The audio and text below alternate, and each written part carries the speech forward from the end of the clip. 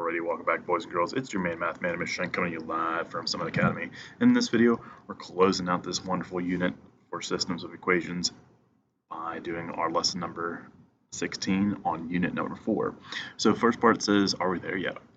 Well, we certainly are. So it says a car is driving towards home at a 0.5 miles per minute. And then it says if the car is 4 miles from home at t equals 0, which of the following would represent the distance that the car has left to drive. So it's basically saying come up with the equation. Well, if it's saying this, we can kind of think of our equation, that this is our, distance d, and this is our time. So this is time and this is distance. We can say, okay, at t equals 0, so at that y-intercept, it's at 4. And so as we're driving closer to home, we should have a graph that goes down. So we should have a negative slope, which out of those options, the only one that has a negative slope is going to be that third choice. So we're going to say negative slope. And that makes sense because we are decreasing the amount remaining as far as distance goes. All right. So next part, we're going to be setting up our systems of equations, and we're going to be able to solve them as well. So the first one, it says, two friends live 7 miles apart. One Saturday, the two friends set out on their bikes at 8 a.m. and started riding towards each other. One rides at 0.2 miles per minute, and the other rides at 0.15 miles per minute. At what time do the two friends meet? So some information we can take from this. I'm going to say, well, they live 7 miles apart. So one of them is going to be positive, the other one is going to be negative. So we're going to say positive and negative. And the reason why we know this is because, they're going opposite directions. And they're starting out at 8 a.m. And it gives the two paces. So we're going to say one rides that much per minute and the other rides that much per minute. So I can say, well, if I'm looking at this first one, this is 0.2 miles per minute, I can say, well, I have y equals 0.2, let me back up, 0.2 x.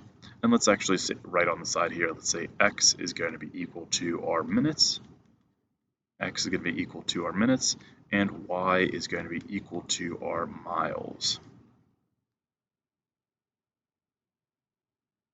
So now we can say, all right, well, what about the second one? Well, if we think about where they are starting, they're starting 7 miles apart, and so what I'm going to use is I'm going to use that negative slope. I'm going to say is negative 0.15 times x, because that's their speed. I'm going to say plus 7, because for this equation, that's the amount of distance remaining for this person. So if I want to have this kind of picture, I need to draw it like this. So here's my two equations. Now we graph. So let's graph these two equations out. So I'm going to pull up Desmos, pull up that graphing calculator, make sure you can have your steps set so that way it's a little bit easier to see. But what I need to do, I need to type in my first equation. So I'm going to say y equals 0.2x, and my other equation is going to be y equals negative 0.15x, and then plus 7. So I need to figure out, again, notice how I can't see where the intersection point is, but I can click and drag over to where it's at. I can say, okay, 20, 4. So let's write that down. So I'm going to say my solution point. Make sure this is right, there it is. So my solution point is 20, 4. But be careful though, because it says what time are the two friends meeting? Well, we know this is x and this is y, so we have to say, okay, well, we're starting at 8 a.m. So we can say this. We can say they meet. The two friends meet at, we could say 8:20 a.m. All right, on the next part, it says students are selling grapefruits and nuts at a fundraiser. The grapefruits cost $1 each, and a bag of nuts cost $10 each. They sold 100 items and made $307. How many grapefruits did they sell? So we need to, same idea, kind of build our equation. So let's say, okay, some information that we need. Let's label, let's say x is going to be equal to grapefruits, and we could say y is going to be equal to our nuts. Then we could say, what else? Well, each of them costs $1, where a bag of nuts is $10. They sold 100 items, and the total they made was $307. So draw a system by making at least two equations. And so let's have the amount of money they made first. So let's say, well, if each of them costs $1, I could say 1x plus 10y, because that's the pricing for both of them, is going to be equal to 307. Again, x is the number of grapefruits, y is the number of bag of nuts. Then we could say our second equation, well, this is going to be the number of items they sold. Well, so we just have x plus y equals 100. Oh, geez. No, there it is. Make sure it's on the screen. Still is. Okay. So now what we have to do is we have to figure out where they are equal. So we're going to graph them like this. So I'm going to pull up my Desmos calculator, hit that home button, brings you back to the origin. And now we can type out our two equations. So I'm going to say y equals, or sorry, let me say in standard form, I have x plus 10, y equals 307. And I can say x plus y equals 100. So if I notice, hey, they're not on my graph, but I can also zoom out and move my graph like this, then I have my two equations. So I'm saying, okay, well, here's my point of intersection. Again, where the two lines cross is where they are equal. So I can say, okay, there's my point of intersection, 77, 23. So let me write that down. So I'm going to say, okay, these are equal at 77, 23. And what does that mean for our problem? So we're going to say the students sold, because what is it asking for? It's asking for how many grapefruits. So we need to say our x value.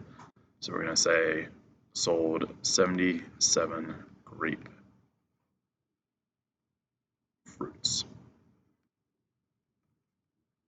So again, be able to kind of come up with the equation, find the solution point, label your x and y values, and say what the solution means for this system. Working on number 3, it says Jada earns $7 per hour mowing her neighbor's lawns. Andre gets paid $5 per hour for the first hour and babysitting, or for the first hour of babysitting, and $8 per hour for additional hours he babysits. What is the number of hours they both can work so that they can get paid the same amount? So they're looking for that point of intersection. So let's kind of figure out what that's going to be. So I'm going to say, let's say x is going to be equal to our hours. Make sure it's still on here. Okay, I have to check after that last one. All right, so we're saying x is going to be our hours. We're going to say y is going to be equal to our total pay, or our money. So some information we need: $7 per hour, $5 per hour, but then he gets $8 per hour for additional hours, and that's asking for that solution point. So let's come up with two equations that will work with the system. So real simple, we can say Jada, we're going to say Jada is here, so Jada is going to be y equals 7x. So that one's real simple because Jada gets paid $7 per hour. Then we're going to say for Andre's a little different. We're going to say y equals, so $5 for the first hour, so we're going to just say 5 for now, but the additional hours is going to be $8 times, and then we have x minus 1. And the reason why we have it look like this is because we're saying, anything after that first hour, which is why we have the minus 1 because it's already included, anything after that first hour is going to be $8 per hour. We can't have just 8x because that would just be, he starts off at $5 for showing up and $8 per hour, but that's not the case. It's saying that it's $8 for each hour after first. So now we have to find that solution point. So I'm going to pull up my graph. Let's hit that home button, clear out our two equations, and let's find where they are equal. So we have y equals 7x, and we have y equals 5 plus 8 times x minus 1. So I've got a couple equations here. Let's see where they cross. Notice how I scroll up or down to kind of see as they get closer, closer, be able to trace, be able to find that point, but I can say, hey, click on that point, and that's where they're at. So let's kind of write this point down now. So the point is 3, 21. And what does that mean for our situation? Well, it means this. We're going to say, all right, so let me change colors here. I'm going to say that solution point is going to be 3, 21. And what does that mean? Write that a little bit better. What does that mean for our answer? So we're going to say Jada and Andre will both earn $21 for working 3 hours. All right. So find that solution point. That's where they are equivalent. And we can say, what does that point mean for our situation? And closes it out at the front. On the last one, it says on a different Saturday. So this kind of a continuation from number 1. Again, those two friends set out on bikes, and they meet up from 8 a.m. Or sorry, they start at 8 a.m. and they meet up at 8:30 a.m. Same two problems from the friends who live 7 miles apart from problem number 1. If one of them is riding 10 miles per hour, how fast is the other riding? Well, we can come up with the equation. So let's graph this out. So I'm going to say, let me get a little bit bigger here. Yeah, I'm struggling. Something like that maybe. Let's say y equals. All right, so the first friend that they gave is 10 miles per hour. Well, we know that if we have that starting amount is 7, so we're going to say that the remaining amount is going to be, so let's do negative 10x plus 7, and we're going to say that, that's 10 miles per hour, and we're subtracting that from the 7 remaining. And let's define what those two variables are. So we said, again, x is going to be equal to minutes, or let's do hours for that. So x is going to be hours, and y is going to be equal to miles. All right, and so before I can figure out the other equation, I actually have to solve one first. So let's kind of figure out, where this is going to be at. So let's say if we have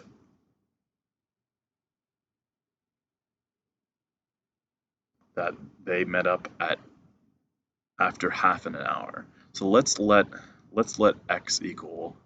So let x equal 0.5, and I get that because it's saying half of an hour, or they meet up after 30 minutes, because 30 minutes equals 0.5 hours. So let's kind of figure out what this is going to be. So we're going to say, let's find out what y equals at that point. So we'll say, let's plug it in. So if we have negative 10 times 0.5 plus 7, this is going to be negative 5 plus 7, which is going to be positive 2. So we're saying that after half an hour, they met up at 2 miles. So I know my solution point. My solution point for this system is going to be, my solution point is going to be 0.5, comma 2. So I need to come up with an equation, another equation that goes through this point. And so let's try it out. Let's say, well, if I have the equation of y equals 4x, I can try this out. So let's go to our graph and see if this works.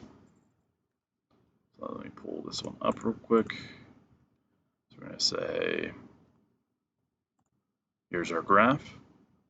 Let's try out these two equations. Y equals negative 10x plus 7. And the other one is y equals 4x. 4x. If you look, again, has that solution point. And so we're saying, you know, if they were to ride at 4 miles per hour, that would be the solution. So be able to kind of find or try out different points, and be able to use that whole problem for your system. All right, so moving to the back, it looks like this. It says which one of these equations is equivalent to 3x minus 2. And so what we can do is that wonderful distributive property that we have. So we do 3 times quantity, x minus 2. So this is going to be 3x. This is going to be negative 2. Again, that's positive, that's negative. So what we have is 3x minus 2, which is going to be b for that one. So make sure you can do that distributive property just like that. So again, this is distributive property. Okay. Number 2 is just like that one. So we're going to actually say pause for your turn. I want you guys to be able to try distributive property, set it up like this. Again, have your outside term multiplied times your terms inside of the parentheses, write the products, and see what you get. All right, for number 3, this is combining like terms. So again, when it's a like term, it shares a variable in common. So I can say, well, for this one, I'm going to say I have a positive 4x and a positive 3x, and that's going to be equal to 7x. For the next one, I can say, same idea, I have 3x, let's do circles, I have 3x, let me just underline actually, 3x and 5x is going to be equal to 8x, but I need to include that last term as well, so I need to have minus 1. I don't combine the minus 1 with anything because my other terms have the x in it, so it's not going to be the same. For number 3, or for that, sorry, part C I should say, a couple different things. So we got a 2x and a 4x, which is 6x, and we also have a 5 and a 7, which is going to be plus 12. The next one, I have a negative 2x and a 5x is going to be equal to 3x. Then I can bring in the plus 4 because 4 doesn't go with anything else. And for the last one, I have the 10x and 3x, which is going to be equal to 13x. And then I have a negative 5 and a negative 2, which is going to be equal to a negative 7. Or sorry, let's do minus 7. So again, make sure that you're seeing the difference between like terms and constants. So what I have in red is going to be those constants. All right. For the next part, a couple different equations that you can solve. Again, if you need to graph, make sure that you type it in. Let me actually show you what I'm saying. So let's actually try graphing these out like this. So I'm going to say, I'm going to clear this out. So my left side is x divided by 3. My right side, I can just type in as y equals 12. So I have to figure out where those two lines are equal. Again, zoom it out if you need to, find where they cross. We're going to say x equals 36 for this one. Another way you can do it is like this. If you said x over 3 equals 12, the only inverse operation is to multiply both sides by 3. So if I multiply both sides by 3, like this, I would say 3 times 12 is going to be 36. So I'm going to say x equals 36 for that one. If I have 2x, so let me break it apart like this. Let me do A, it's here. I'm going to do a different color for B. So B is right here. So I have 2x plus 3 equals 20. Some inverse operations. I can do minus 3 to both sides. So that's going to be 2x equals 17. And then I divide both sides by 2 to get x by itself. So this is going to be x equals, I think it's 8.5, yeah.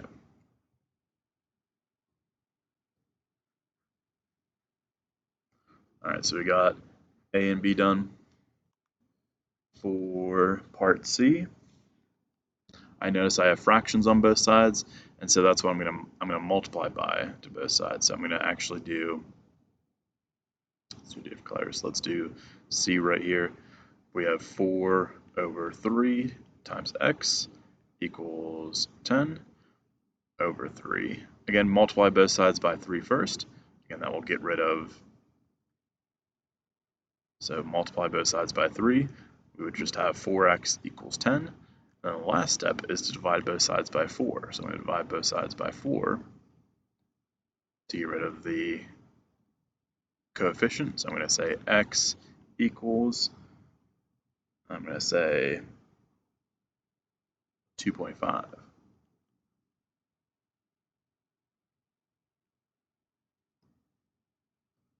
So that was C. Part D, real simple, divide both sides by -4. You get x equals 6 for that one. That one's easy.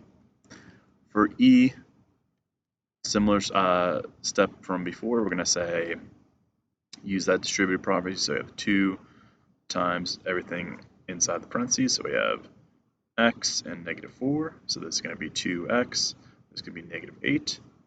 So we have, this is going to be 2x minus 8 equals 10. So we still have 2 more steps to do. So let's do plus 8 to both sides.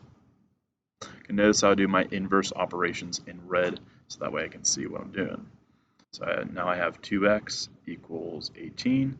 Last step, divide both sides by 2. So we're going to say x equals 9. So E's done, and the last part is going to be F. So we're going to do a couple steps here. So I'm going to subtract 1.1 from both sides. So now I have, this is going to be equal to -0.5, x comes down, and then my right side is -4. Divide both sides by that coefficient, so divide both sides by -0.5. Make sure you include that entire term, so -0.5, sorry, that entire coefficient, I should say. And so I'm going to say x equals 8 for that one. All right, so make sure, again, if you need more space, use the, so if you need space,